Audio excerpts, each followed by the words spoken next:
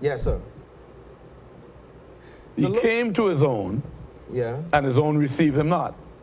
That's okay. But as many. That's okay. I'm grateful for the opportunity. In 2 Chronicles 16, verse 9, and I want to make sure I get it right, it says, the eyes of the Lord go to and fro Yes. the earth, letting it be seen that he is in strong support of those whose hearts are true to him. Yes. My prayer, Dr. Mills, is for my heart to be true to the Lord. Yes. And therefore, I want him to show himself strong through me. Yes. I have no church. I support my bishop, Yes. Kermit Eugene Saunders, at Kingdom Worship Center in Grand Bahama. I work in the office there. I administrate the whole office in the ministry. Yes. So I support him and everything that he does, he and his wife, Minister Adrian Saunders. Yes. I don't seek to run no church. Let me make it abundantly clear. I don't seek to run no church, but I am open to the Lord working through me to affect the lives of those in countries worldwide. Yes. The Lord has given me some great experiences, talents, and abilities.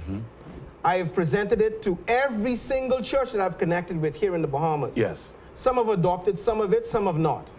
But I presented it to the churches in Liberia, and they adopted it. They adopted it. Pastor Cheeks has now adopted a number of the things that were laid out to be able to strengthen his ministry, to be able to galvanize himself, and to get himself to become a synergistic organization. Yes. An organization that's running on all cylinders. You know what we did? What are some of the things you talk to them about? Corporate, dealing with cooperatives? Is that? Well, one of the main things, let me just finish that last point, Yes, and that'll answer your question. I said to them, there's something called organizational architecture. The Lord had given me as a developmental point for companies, organizations, churches. It enables you to go into an organization, and just like an architect draws a plan, and you can actually see the building on the plan, Yes. you can actually see the church on the paper. So with organizational architecture, we use a strategy map to show the entire ministry on one sheet of paper, from what you do daily to where Yes. you're going in the next few years. I presented this to them. These people ate it up.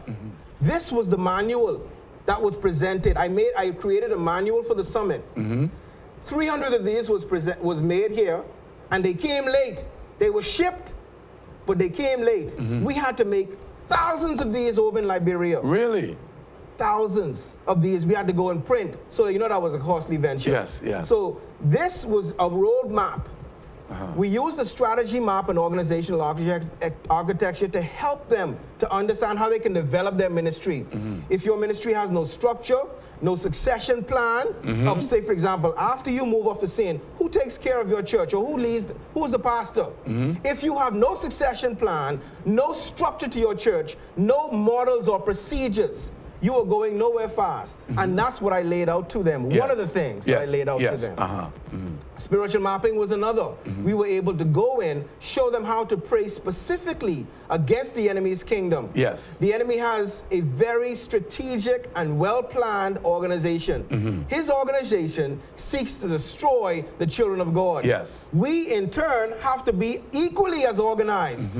And that's what spiritual mapping does. It takes you into the enemy's kingdom, destroys and dismantles them bit by bit, so that we reclaim kingdom territory for the kingdom of God. Let's take a look at some more of your presentation. You've got quite a bit. Painesville, we can go on. And so, since I was there by myself, on my PowerPoint, I actually introduced my family. So this is a picture of my daughter, her husband, and my 2 grandsons. And that's a picture of my sister, her husband, and my nephew. I officiated a local wedding, believe it or not. Oh, really? My first one. Really? I gave the charge to the couple. Dr. Mills, you should have seen this bride and this groom. My friend, dressed up to the night. I mean, awesomely dressed with the beautiful headbands and the gold piping. You didn't take any pictures of them? Unfortunately, I didn't get a picture of those persons, but it was just beautiful. We can go on with more. That was me presenting at the second day in the Painesville zone. That's the Painesville pastor. This gentleman here in the black suit, Pastor Morgan, he sat in our first session. He was so impacted by it, he lived in another county that was not even on our list to visit. He went back to the pastors there. He said, we have to get this gentleman here. He galvanized the pastors. And he got word back to Pastor Cheeks, and he said, Pastor Cheeks, get him here, please. Yeah. We organized it to where we went to Bain County. Bain County was the largest attendance we had for the summit. Almost 1,000 people attended this summit. Guess what? Guess what the church is made of? Concrete blocks all around, dirt floor, bamboo across the top, tarp, coconut tree limb, and cardboard on the top for the roof. And they were having church. Hallelujah. God forbid it didn't rain. We were in dry season. But they were having church. That's where we met. So we can continue on with more photos. After the first session, the first day, I talked about what we were looking to accomplish. And there's an item in what has been presented called a Cure Center, C-U-R-E-S. It's an acronym for Common Unity Resource Center. The Common Unity Resource Center is this. You have a church, Monsieur Beauvoir has a church, and 2 or 3 other pastors have a church. We create a store, a retail facility, and we say to you, direct your members to our retail facility and let them, as they purchase things, say, I'm purchasing this on behalf of Pastor Mills' church. And so Dr. Mills' members come there, they purchase. At the end of 3, maybe 4 months, we actually look at them, we give a percentage back, maybe say 10% or so, of all the purchases made by your members, and we cut a check for you and we give it back to you. Beyond that, we introduced also insurance, retirement fund, and pension plan for these pastors. Yes. I work with a company out of the US called VIPCO Advisors. And the CEO I spoke with, he said, should be in 2016, we will have an insurance coverage that will be able to cover people internationally. I asked them over there, how many of you have insurance? If you were to die today, what will your wife do? They couldn't say. Wow. And a lot of pastors here in the Bahamas are that same way. In the Cure Center, a portion of what your members buy, the check that's cut to give back to you, a portion of that will pay for that insurance. So no out of pocket to the pastor, no out of pocket to the spouse, no out of pocket to the church worker. The Lord has given me a model to be able to enrich communities, churches, to help us through community retailing to strengthen each other.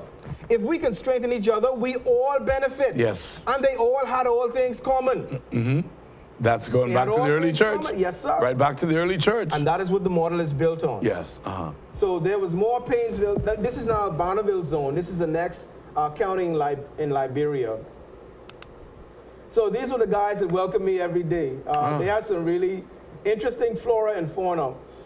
It's almost like the Bahamas is transplanted over there. The mango trees were budding the same time our mango trees are budding. Okay. So they should be getting mangoes in a little while. However, the mango trees are huge. I mean, the soil is so rich over there. The mango trees are like 30, 40, 50 feet tall and loaded with mangoes. Wow. And so you didn't get any while you were there? No, so they were green. Green? Yeah. Oh, my goodness. But I looked at it and I said to myself, there's so much similarities. In Liberia. Yeah, that's similar. The similarities are, yeah. The first night I was there, Pastor Dr. Mills, they laid before me fish. I said, I could eat fish every day. And they gave me fish every day.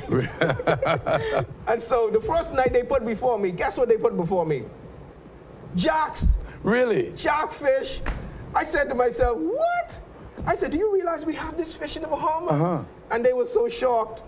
And even as I talk about the food. They didn't call it a jackfish, no? No, they had a different name for it, huh? I forget the name. They had another name. But it's a jackfish. Jackfish. Well, them runners could find their way around the world, huh? Boy, they prolific. Yeah. But let me say this concerning food. About halfway into the summit, they looked at me and they said, are you okay? And I said, yeah, I'm fine. What do you mean? They said, normally when visitors come to visit us, about 2 or 3 days into their visit, after eating what we eat and drinking what we drink, they start to get sick. Diarrhea, I guess the runs, and all these different things, stomachache, headache. Yes. Dr. Mills, I had no stomachache, no headache. I ate what they ate. I drank what they drank. I slept where they slept. Yes. You know, just like the African movies, you see the compound, the big iron gate, and the little boys run to open the iron gate when they blow the horn. Exactly like that. Wow. I was in the compound. Not a day. My wife gave me some red Panadol to take. I brought that Panadol back home, unopened. The Lord was with me. Yes. Dr. Mills, the Lord was with me. Yes. Days after I came home, Brussels airport. Wow. I came through the same airport. The one that blew up? Yes, sir. Who's to say that they weren't planning it on the day when I was coming home? The Lord's hand was upon this mission. You came to that Brussels airport? Yes, sir. Only days before. Wow. The Lord's hand was upon the mission. His hand was upon the message. Yes. His hand was upon the messenger. Yes, yes. No sickness, no headache, nothing. No broken bone, nothing. And plenty jackfish. And plenty jackfish. Wow. Plenty plateau. Cassava leaf. You know, cassavas that we eat. Yes. You realize you could eat the leaf? No. You could eat the leaf. They eat the leaf over there. I've ate a lot of cassava leaf. There's another leaf they call plateau. Like how? How do they prepare it? They cut it fine. And they boil it like into a sauce or something. So when you have the fish, they put the plateau sauce or the cassava leaf sauce on the fish. And there's this thing that they cook with called red oil. Do you realize the Liberians have no issue with high blood pressure, diabetes? You know what they contend with? Typhoid fever and hepatitis. Dirty water and... Yeah. These things that can be easily overcome if they have a strategic plan towards it. Yes. But the kind of diseases we deal with, cancer. Not even named in their area. Cancer and stuff like that. They say the rich people have those diseases because they eat the synthetic and those kinds of food. They eat food from the soil, from the ground. Yes. They have this red oil. A palm tree creates these red berries. Yes. And they take the berries and they actually create a cooking oil from it. I think I've seen those palm that has the red berries too. And they told me how to make the oil. Yes. We don't have the berries here, but I know how to make the oil. I've seen those palm trees with the red berries here in Abaco. But it depends on the kind of red berries it is. There's a certain kind of red berry. We go and look for that palm tree. Yeah. My point is this. They are able to cook with this red oil. They were able to use the red oil as a sauce on rice. And during the Civil War, they said they used the red oil in their lamps for light. Really? Tasty?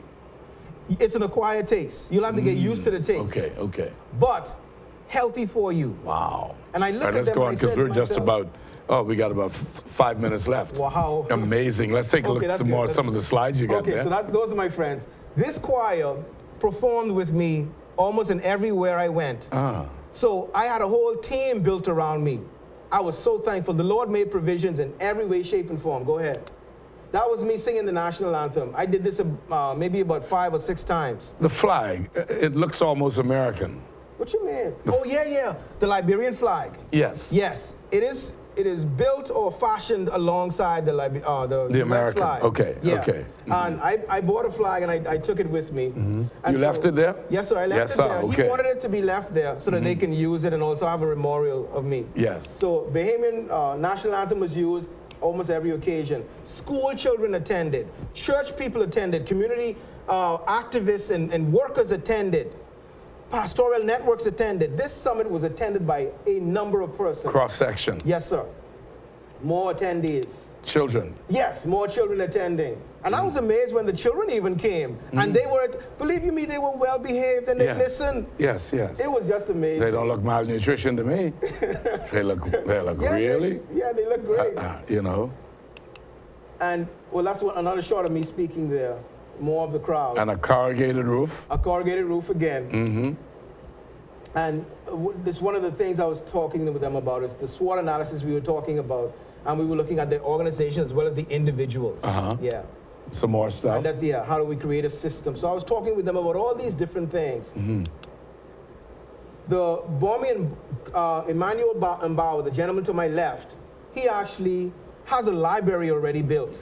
We want to be able to create libraries in Liberia. There are no public libraries there. There's no place for the children to go to say, research and do study on a particular topic.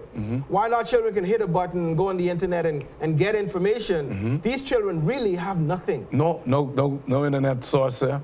Internet source is there, but what are you going to pay for that? And a lot of these people don't have the ways and means of that. Some of them don't even have a TV. Some of them go by generator. Some of them take power, but the power is so inconsistent, you don't get a strong flow. So you're sleeping, you're listening to noise all night? Yes. Oh, it's noisy. I said to them, I can't wait to get back home. When I got back home and I smelled the Bahamian air, I was like, oh my God, thank you. You know, dusty and noisy, those are the things that affected me. The statement continues to loom. We do not appreciate what we have. We do not appreciate the blessings that God has given us here in this country. Yes. It's clear.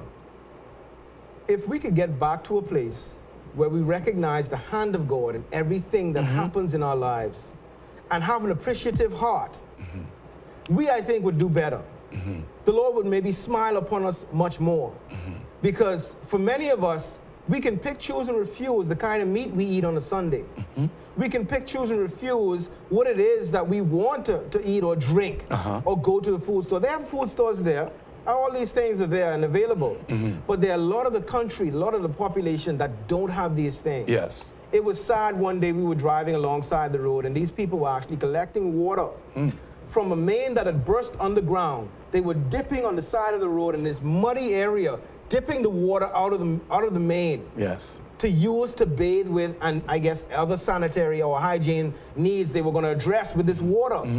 And it hurt my heart. You know, we need to connect you up with a system that Global United Bishop Ellis has. We provide water for 500,000 children, community. Through wells? Or? No. There's a little filter that will take that dirt water. Yes. You can pass it through it. That filter that is multi-use and drink it. Wow.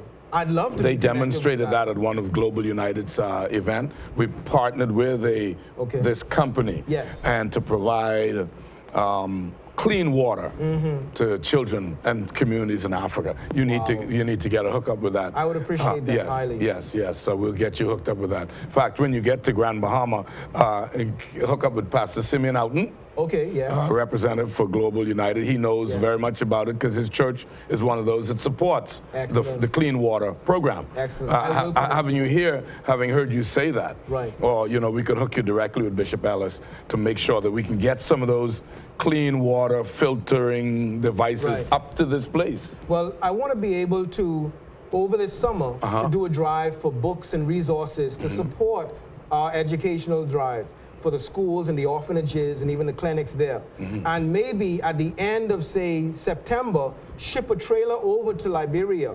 And maybe at that time, we can get some of these devices and have them in the trailer as it goes over. I'll speak with Bishop Ellis on that. Amen. Thank you very, very true indeed. Because they can use it. We're just about out of time. Well, is there any particular slide that you really want us to go through? And is the music like John Canoe? We can rest right on this slide. The music is like John Canoe. Really? It's awesome. These ladies here, this is at Bond County. I was welcomed with a Sasa choir. Sasa is a gourd, a pumpkin, that has a little handle to it at the top. Let's take this quick call. Hello, good morning. Hello, good morning. Hello. A person was trying to get through all day. Okay. Yes, go ahead. And this gourd, this Sasa, it's emptied out of all of its internals and it becomes hollow. They put beads, like the beads in your hair, they put the beads around it, and then they have the string, and they use the Sasa to make a rhythmic sound. They were using the drum and the Sasas to welcome me. Oh, I felt awesome. So really, the music is like John Canoe? Yes. The music is so rhythmic, it's pulsating. Yes. And when I left, they gave me a Sasa because they taught me how to use it. Really? I was there and I was playing and I was off. But the lady was showing me, no. And she was showing me how to do it. And eventually I was able to kind of keep up with them. Oh, but it's tiring. Yes. The cultural exchange, the spiritual exchange, the value that was received from this trip, Dr. Mills was awesome. It will stay with me for the rest of my life. Even for my bishop, Bishop Kermit Saunders, and even the Christian Council Chairman, Reverend Peter Pind in Grand Bahama, I created a report of the entire summit because I wanted them to realize what had happened. I had a logistician, I had a statistician who was able to take the names and the email address and the address of all the people who attended. So that's in this report. And so almost 2,000 people attended this summit from the various counties and zones in Liberia. I was very grateful to have been given that opportunity to chronicle this in video, in pictures, in this report, and to be able to say, listen, the Lord has done this. He wants to do greater things. But I need others to help me to do greater things. On that note, we're all out of time. Thank you so much. I do hope that you'll be back here to make your appeal again sometime at a date to be announced. Amen. And again, it's been my pleasure sitting alongside you. And thank you again, and the people of Africa for the gift. Amen. It's been a pleasure being here. We're grateful. Thank you. I'm not sure when I'm going to, next time I'm going to the bank, I'll wear that. You will definitely stand out. Maybe I'll preach in that one Sunday. You never know. But thank you again. We really appreciate it. And I thank you, our viewers. I know that